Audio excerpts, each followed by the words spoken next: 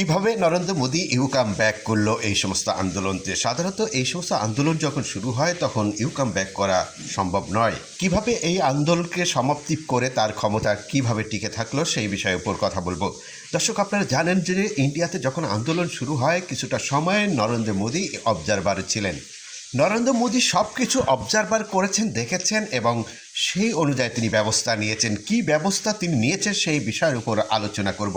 ছাত্রদের কোনো কটু কথা বলেননি, ছাত্রদের কোনো অভিশপ্ত কথা বলেননি কিংবা ছাত্রদের ছোট করে দেখেননি। যে কাজটি তিনি করেছেন একমাত্র নরেন্দ্র মোদী ছাড়া আর সব রাষ্ট্রপতিরা স্লিপ খেয়েছেন, সব প্রধানমন্ত্রীরা স্লিপ করেছেন। তিনি লাইভে এসে অনুতপ্ত হয়েছেন এবং ছাত্রদের কথা প্রায়োরিটি দিয়েছেন। তাৎক্ষণিক যে ব্যবস্থা নিয়েছেন, শিক্ষামন্ত্রীকে বহিষ্কার করেছেন এবং অন্যান্য সংশ্লিষ্ট যারা ছিল এই সাথে তাদেরকে বহিষ্কার করেছেন।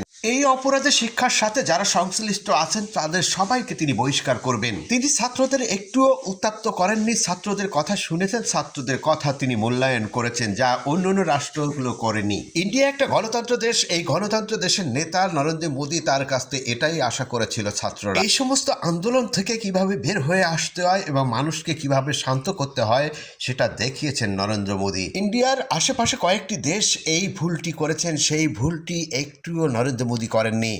ঠান্ডা মাথায় তিনি সলভ করেছেন এবং কাম ব্যাক করেছেন। যে কয়েকটি রাষ্ট্রে ছাত্র আন্দোলন হয়েছে সব থেকে বড় রাষ্ট্র হচ্ছে ইন্ডিয়া।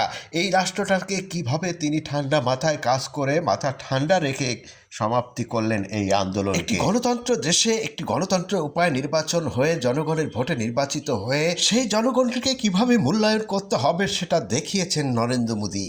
গণতন্ত্র দেশে ধর্ম বর্ণ নির্বিশেষে এক হয়ে যে চলার যে অঙ্গীকার, সেই অঙ্গীকার এখন সময় এসেছে।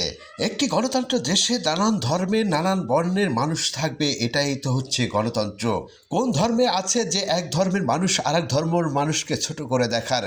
সব কিছু ভুলে গিয়ে এখন এক হয়ে চলার সময় এসেছে। ধর্ম বর্ণ নির্বিশেষে সবাই দেশকে এগিয়ে নিয়ে যেতে হবে, সাধারণ মানুষের পাশে দাঁড়াতে হবে, এটাই হচ্ছে ধর্ম। যে মানুষকে ভালোবাসে সে স্রষ্টাকে ভালোবাসে, যে স্রষ্টাকে ভালোবাসে সে মানুষকে ভালোবাসে। দর্শক, আমি বিদায় নিচ্ছি, রুহুল আমিন গুরু। ভালো থাকবেন, সুস্থ থাকবেন, আল্লাহ হাফেজ।